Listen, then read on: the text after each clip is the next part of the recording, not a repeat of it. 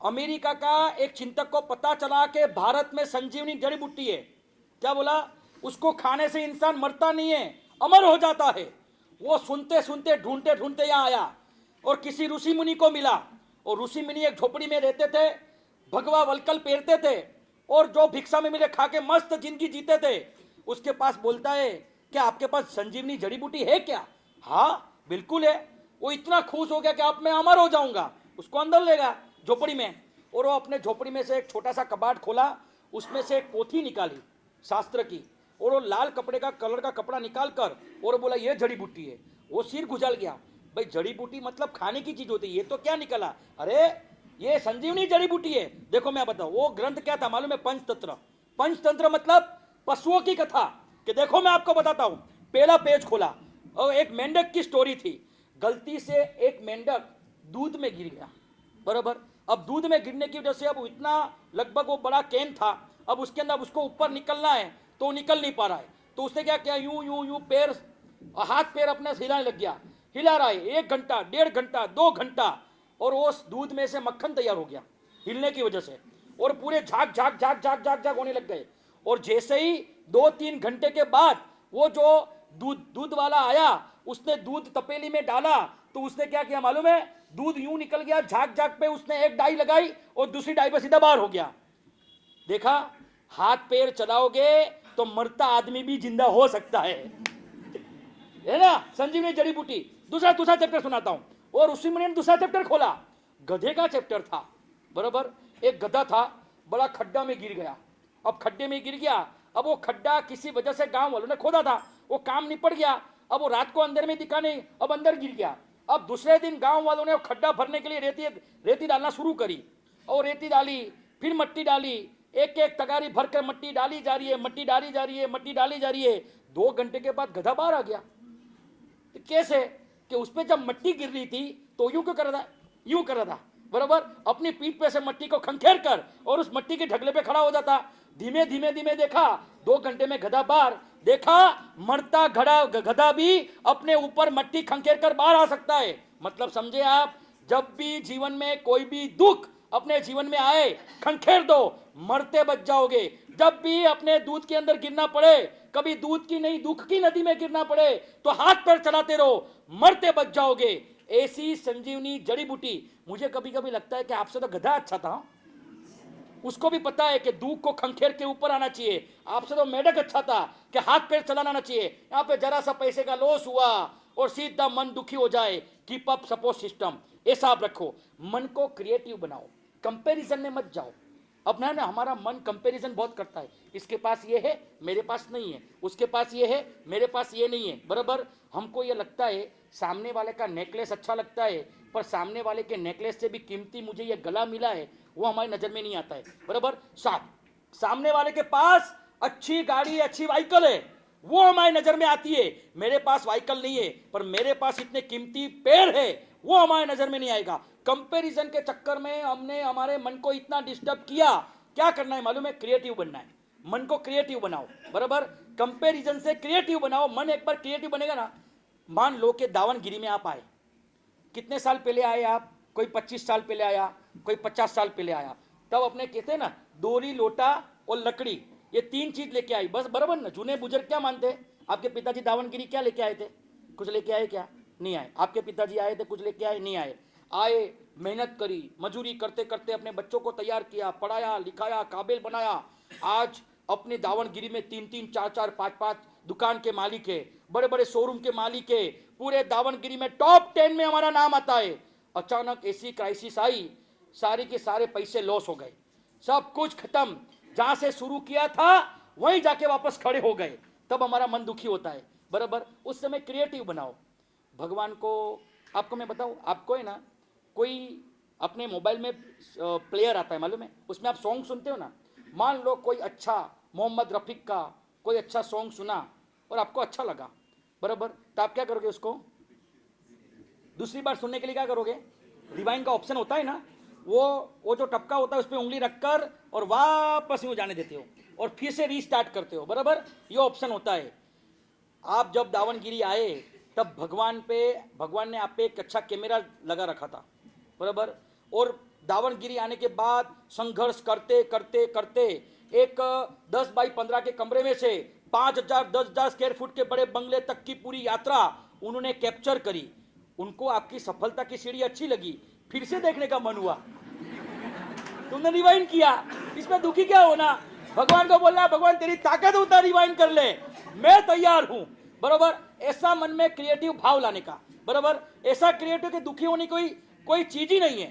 मन दुखी क्यों होवे, इतना क्रिएटिव लाओ। जब भी कभी परिवार में लॉस हो जाए, कोई व्यक्ति लॉस हो जाए, कोई अपना पैसा लॉस हो जाए, अपना बेटा लॉस हो जाए, अपने वहां एक सुप्रसिद्ध संगीतकार है, सुप्रसिद्ध संगीतकार एक जगह पर अंजन सला का प्रतिष्ठा महोत्सव कर रहे थे। अंजन सला का प्रतिष्ठा महोत्सव चल रहा था, उसी दौरान उसकी 16 साल की बेटी का एक्सीडेंट हुआ और बेटी खत्म हो गई, ऑन द स्पॉट खत्म हो गई। वहां फिर फोन गया कि भाई जल्दी आओ, क्या है आपको बता नहीं सकते, नहीं सही बताओ क्या हुआ है। 5-6 फोन कॉल्स के बाद सत्य हकीकत बतानी पड़ी, तुम्हारी एक की एक लाडली बेटी जिसने आपने कन्यादान का सपना देखा था, या उसको प्रवज्या में उसको देने के लिए कि भी कन्यादान नहीं करूंगा मैं तो प्रभु को मेरा ये कलेजा का खटका, जैसे हम एक गौली करते हैं और मिठाई का टुकड़ा रखते हैं, इस तरह भगवान के चरणों के शासन में मैं मेरे कलेजा का टुकड़ा में समर्पित करूंगा। वो भाव के साथ आपकी जो बेटी को आप बड़ी कर रहे थे, 16 साल की एज में आपकी बेटी का देहांत हो चुका है, एक्सीडेंट हुआ है, ऑन द स्पॉट खत्म हो गई है, आपका इंतजार किया जा रहा है, आप जल्दी फ्लाइट से आइए, आपके बिगर न तो उसकी सब यात्रा निकलेगी और ना ही उसका अग्निदाह होगा। वो संगीतकार चालू अंजन सला के में आचार्य भगवान को मिलने गया, थोड़ा रोया भी सही, उनके गोद में फुट फुट के रोया। रोने के बाद बोला कि चिंता मत करो, सब कुछ अच्छा होगा, ठीक है प्रभु। महाराज साहब को बोला भगवंत अच्छा है कि शासन मिला है, इसलिए मन को संभाल पाऊंगा, आपके जैसे गुरु भगवान का आशीर्वाद है। यहाँ आया, यहाँ आने के बाद अग्निदाह दिया, अग्निदाह देने के बाद ऑन द स्पॉट स्मशान से सीधा घर नहाया, कपड़ा पहना, वापस अंजन सला का में आया। सिर्फ 24 घंटे में अपनी बेटी का अग्निदाह देके वापस शंका अंजन सला का कार्यक्रम डिस्टर्ब नहीं होना चाहिए।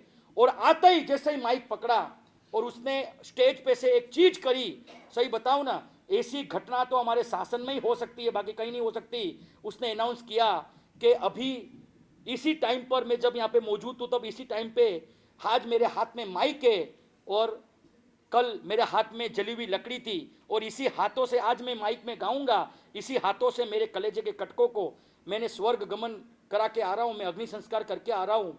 बड़ा दुख लग रहा है कि मेरी बेटी के लिए मैंने बहुत सपने देखे थे, पर फिर भी भगवान का आभार व्यक्त करता हूँ कि अच्छा हुआ कि बेटी को छोटी उम्र में अपने पास बुला लिया।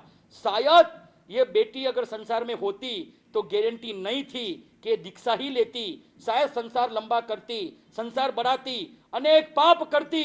भगवान की मेरे पे कितनी कृपा है कि मेरी बेटी को संसार के अनेक पाप से बचाने के लिए अपने पास बुला लिया।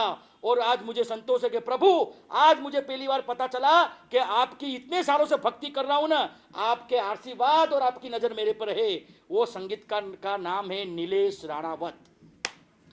क्या भाव खड़ा किया बेटी के लॉस में, इतना मन में ये भाव लगे अपने मन को असमाधि से बचा लिया। हमारे गुरुदेव कलापुर सूरी महाराज लगभग 1.5 से 2 साल की मेहनत, 500 पेज का मैन्युअली लिखने का काम, उस समय कोई सॉफ्ट कॉपी जेरोक्स कॉपी का जमाना नहीं था, और ध्यान विचार नाम के ग्रंथ की रचना करी, पूरा ग्रंथ लिखा, संपादन किया। 1008 प्रकार के ध्यान पे अच्छी शैली में उन्होंने पूरा किया। एक भाई आए, साहिब जी अहमदाबाद जा रहा हूं, कुछ काम है क्या? बिल्कुल, ये फलाना प्रिंटरी है, उसमें ये कॉपी देनी है। एक भी सॉफ्ट कॉपी जेरोक्स कॉपी कि उसकी डबल कॉपी कुछ नहीं था, मूल कॉपी उसको सुपुर्द करी। वो भाई बस में बैठा, बस में उतरा, घर पहुंचा, पता चला कि वो थैली बस में ही रह गई। 2 साल की मेहनत, 500 पेज से भी ज्यादा हाथ से लिखा हुआ मैटर।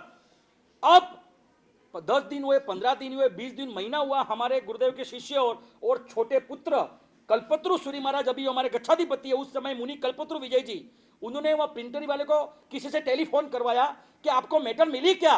कि नहीं महाराज साहब, हमको कोई मैटर नहीं मिली। ढूंढते ढूंढते वो सावक का नंबर लाए, नंबर से टेलीफोन लगाया, उनको बोला कि भाई आपके पास मैटर आपने पहुंचा ही नहीं है।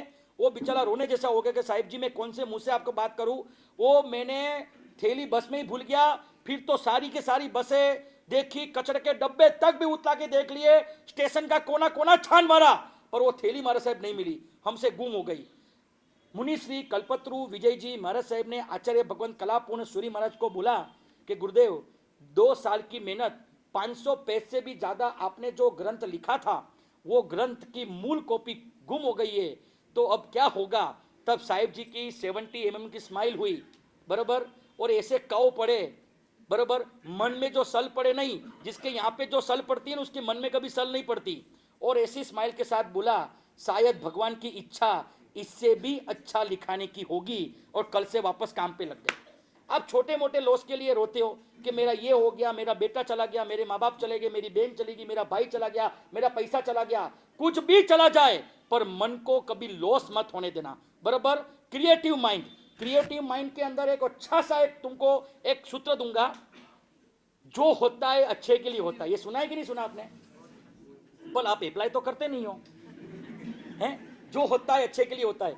मान लो, मेरी बात सुनो, आज ऊपर गए, अल्पार खत्म हो गया, फिर बोलना जो होता है अच्छे के लिए होता है, बराबर। ये बोलो तो मानू मैं आपको, मालूम है अपने लोग मन से इतने तकला दिए है ना कि गुलाब जामुन अगर 2 कम मिल जाए तो भी हम रोने लग जाए कि गुलाब जामुन नहीं मिला, बराबर। 2 घंटा प्रवचन सुना, गुलाब जामुन नहीं मिला। मैं आपको एक बताता हूं, एक जगह पर प्रवचन का आयोजन था और एक तपस्वी आए, पूजना किया। बहनों में ना बहुत खास विशेषता है बहनों की, वो लोगों ना मति ज्ञान, सुत्त ज्ञान, अवधि ज्ञान, तीनों ज्ञान है। प्रवचन महाराज साहब जब वाइंड अप करते हैं ना, उसके ठीक 5 मिनट पहले मति ज्ञान होता है, प्रवचन पूरे होते उनको सुत्त ज्ञान होता है, और अवधि ज्ञान होते थैला लेके घर से निकल जाते, बस घर चलो, मतलब इतना उनको ज्ञान है। अपने इतने नहीं हो, अपने तो अपने मति ज्ञान के ही मालिक है, वो 3 ज्ञान के धनी है। अब प्रवचन चालू हो रहा, प्रवचन वाइंड अप करने की तैयारी थी, 5 मिनट पहले सामयिक पारी झोला में डाला सब कुछ, जैसे ही महाराज साहब का व्याख्यान पूरा हुआ और यहाँ पे उत्तम भाई का लेक्चर शुरू होने के पहले ही बीच में वो निकल गए।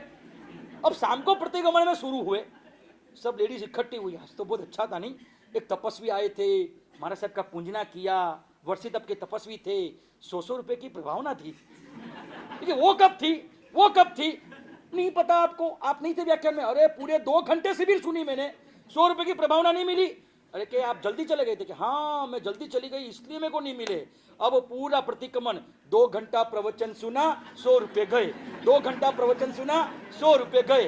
अब पूरा प्रतिक्रमण, पूरी रात ये चकेड़ा पूरे मन में घूमते ही रहेगा। हम छोटे छोटे लॉस में हम है ना, हमारे मन को ये करते, जो होता है अच्छे के लिए होता है। ये एक दिमाग में पाटिया बिठा, क्रिएटिव माइंड के अंतर्गत अपने मन को ऐसा क्रिएटिव बनाओ कि दुख को भी शर्माना पड़े, दुख को भी लगना पड़े कि मैं दरवाजा बुलाऊं। ये प्रभु वीर के शासन का श्रावक है, भगवान महावीर को जो हम नहीं हिला पाए तो हम ये श्रावकों को क्या हिला सकते हैं?